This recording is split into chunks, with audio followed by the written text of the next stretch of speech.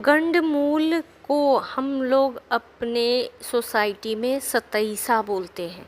यानी एक ऐसा नक्षत्र में बच्चा पैदा होता है या ऐसा समय वो बच्चा पैदा होता है जिसकी जो जो दोष है उसको गंडमूल दोष बोलते हैं और जिसको सतैसा बोलते हैं, जिसका निवारण या शांति 27 दिन में होता है।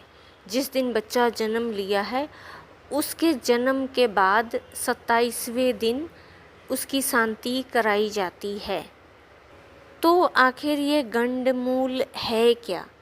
गंडमूल की पूजा के बारे में या गंडमूल के बारे में थोड़ा सा जान लेते हैं। ज्येष्ठा नक्षत्र, अश्लेषा नक्षत्र, रेवती नक्षत्र, अश्विनी नक्षत्र, मघा नक्षत्र और मूला नक्षत्र, ये जो 6 नक्षत्र हैं इसको ही गंडमूल बोलते हैं। और अगर कोई बच्चा इन नक्षत्रों में पैदा हुआ है तो उसको गंडमूल की शांति या पूजा करानी ज़रूरी होती है, क्योंकि कभी कभी ये स्वयं को परेशानी देता है, यानी उस बच्चे को परेशानी देता है। कभी कभी पिता को परेशानी देता है, कभी कभी माता को परेशानी देता है, कभी कभी धन हानि की परेशानी देता है। ऐसे ही किसी न किसी वजह से उसके लाइफ में या उसके माता पिता के लाइफ में स्ट्रगल रहता है, जिसकी वजह से इसकी शांति बहुत पहले ही करा दी जाती है। मघा और रेवती नक्षत्र की गंडमूल की शांति आप जन्म के 13वें दिन के बाद करा सकते हैं। अश्विनी नक्षत्र की जो गंडमूल की शांति है वो 17वें दिन के बाद आप करा सकते हैं। ज्येष्ठा नक्षत्र, अश्लेषा नक्षत्र और मूला नक्षत्र की शांति 27वें दिन के बाद आप करा सकते हैं। लेकिन ये सारे दोष सभी को पता होते हैं कि ये शांति तो करानी है, तो वो अधिकांश लोग 27वें दिन ही कराते हैं। अब अगर दूसरा लॉजिक से देखा जाए तो इस गंडमूल के नाम में आप 2 वर्ड देख सकते हैं। एक है गंड प्लस मूल। तो गंड का मतलब एक तरह से आप फूल भी ले सकते हैं, या जो बुध नक्षत्र होता है उसको यहाँ पर संकेत किया गया है। मूल का मतलब होता है जड़। तो जड़ को हम अगर ध्यान से सोचें तो केतु नक्षत्र को यहाँ दिखाया गया है, इसीलिए इसका नाम गंडमूल बोला गया है, गंडमूल नक्षत्र बोला गया है। तो ज्येष्ठा, अश्लेषा और रेवती ये तीनों बुध के नक्षत्र हैं और अश्विनी, मघा, मूला ये केतु के नक्षत्र हैं। इसीलिए ये दोनों को कंबाइंड करके गंडमूल नक्षत्र बोले जाते हैं। तीसरा अगर लॉजिक हम देखें तो गंड का मतलब होता है गांठ, यानी कोई पोटली या कोई नॉट, यानी जैसे धागा में जब उलझन हो जाती है या गांठ पड़ जाती है तो वो लाइफ या वो चीज़ स्मूथली नहीं आर पार होता है। वैसे ही गंडमूल आपका एक मीनिंग ये भी दिखाता है कि आपके कितने सारे जन्मों के जो गलतियां हैं या जो कोई कार्मिक नोट है, कार्मिक गांठ है, उसको ये गंडमूल दर्शाते हैं। अगर किसी बालक का जन्म गंडमूल नक्षत्र में हुआ है तो वो क्या परिणाम दे सकता है, आज हम इस पर बात करने वाले हैं। तो शुरू करते हैं पहले रेवती नक्षत्र के बारे में। रेवती नक्षत्र में जो 4 चरण आते हैं, तो इसका जो शुरू का 3 चरण है वो शुभ होता है और चौथा चरण बहुत ही बुरा होता है, यानी अशुभ होता है। फिर भी गंडमूल नक्षत्र में होने की वजह से किसी न किसी प्रकार से ये किसी न किसी फील्ड में, आपके लाइफ के फील्ड में वो थोड़ा सा रुकावट, बाधा लाएगा ही लाएगा, इसीलिए इसका उपाय करा दिया जाता है, यानी इसकी पूजा या शांति करा दी जाती है। तो रेवती नक्षत्र के अगर पहले चरण के बारे में बताएं तो ये राजकीय सम्मान देता है। दूसरे चरण के बारे में अगर बताया जाए तो ये मंत्रित्व प्राप्ति होती है, यानी इनको सहयोग प्राप्त होता है, परंतु ज़मीन जायदाद में परेशानी मिलती है।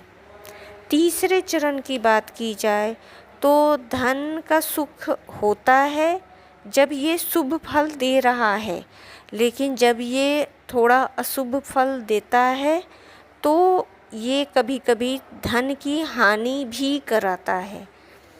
चतुर्थ चरण के बारे में अगर बात की जाए रेवती नक्षत्र की, तो ये संघर्ष बहुत ही देता है, अनेक प्रकार के कष्ट देता है, यानी ये कष्टदायक होता है, माता पिता के लिए भी कष्टकारी होता है, प्लस जिस बच्चे का जो रेवती नक्षत्र के चौथे चरण में पैदा हुआ है उसके लिए भी ये बहुत ही बुरा होता है।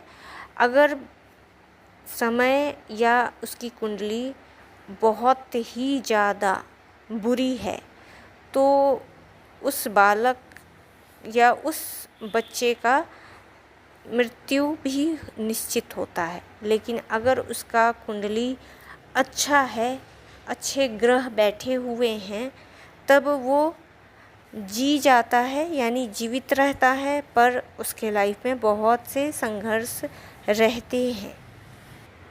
अब बात करते हैं अश्विनी नक्षत्र के जो 4 पद हैं।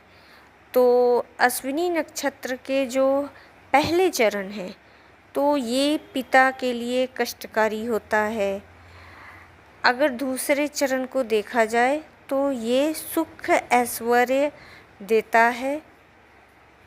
तीसरे चरण को अगर देखा जाए तो ये मंत्रित्व प्राप्ति यानी सहयोग प्राप्ति इनको होती है। चतुर्थ चरण में देखा जाए तो ये राजकीय सम्मान पाते हैं, यानी इनको सम्मान मिलती है। अब बात करते हैं अश्लेषा नक्षत्र के बारे में। तो अश्लेषा नक्षत्र के जो 4 चरण हैं, तो पहले चरण में जब अगर इस व्यक्ति की गंडमूल नक्षत्र की शांति करा दी जाए तो सुख शांति मिलती है। अगर दूसरे चरण की बात की जाए तो धन का नाश दिखाता है, प्लस भाई बहनों को भी कष्ट दिखाता है। अगर तीसरे चरण की बात की जाए तो ये माता को कष्ट देता है। चौथे चरण अश्लेषा नक्षत्र की बात की जाए तो ये पिता को कष्ट देता है और धन की हानि भी होती है। अब बात करते हैं मघा नक्षत्र के 4 चरण के बारे में। तो प्रथम चरण यानी फर्स्ट चरण में माता की हानि होती है, यानी माता को कुछ कष्ट होता है या माता को बहुत स्ट्रगल करना होता है, माता के लिए बहुत बुरा होता है।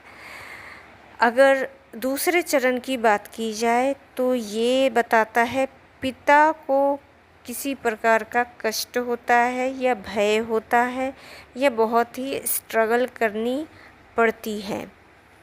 अगर तीसरे चरण के बारे में बताया जाए तो ये सुख समृद्धि देता है। जब आप गंडमूल नक्षत्र की शांति करा देते हैं तब ये शुभ होता है। चौथे चरण मघा नक्षत्र की बात की जाए तो ये धन और विद्या सुख देता है। अब बात करते हैं ज्येष्ठा नक्षत्र के 4 चरण के बारे में। तो प्रथम चरण यानी फर्स्ट चरण ज्येष्ठा नक्षत्र में जन्मे बालक अगर गंडमूल नक्षत्र में पैदा हुआ है और उसकी शांति नहीं कराई गई है तो ये बड़े भाई को कष्ट देता है। हो सके तो पति के भी बड़े भाई के लिए ये शुभ नहीं होता अगर ये कोई स्त्री है तो। अगर दूसरे चरण की बात की जाए तो छोटे भाई को कष्ट होता है। अगर तीसरे चरण ज्येष्ठा नक्षत्र की बात हो तो माता को कष्ट पहुंचाता है। अगर चौथे चरण ज्येष्ठा नक्षत्र की बात करें तो पिता को कष्ट, खुद की क्षति भी कराता है। अब बात करते हैं मूल नक्षत्र के बारे में जो 4 चरण हैं। तो पहले चरण में पिता को कष्ट मिलता है, या तो अगर वो लड़की है और उसकी जो ये पूजा नहीं हुई है तो पिता को तो कष्ट होगा ही होगा, शादी के बाद ससुर को भी कष्ट होता है।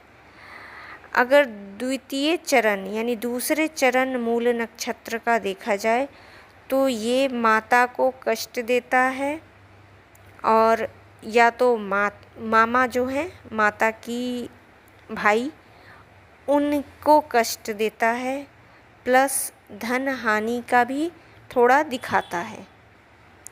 अगर तीसरे चरण की बात की जाए तो ये धन हानि दिखाता है, और अगर चौथे चरण की बात की जाए तो ये शांति कराने पर शुभ फल देता है और सुख समृद्धि प्रदान करता है। ये हमने बात किया गंडमूल नक्षत्र और उसके 4 चरण के बारे में कि वो क्या फल देता है।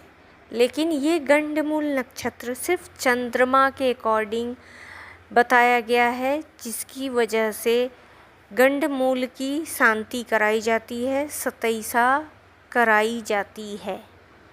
आई होप आपको ये इन्फॉर्मेशन अच्छी लगी होगी। अगर अच्छी लगी है तो अपनों के साथ शेयर ज़रूर करें, मेरे वीडियो को लाइक करें और मेरे चैनल को सब्सक्राइब करें।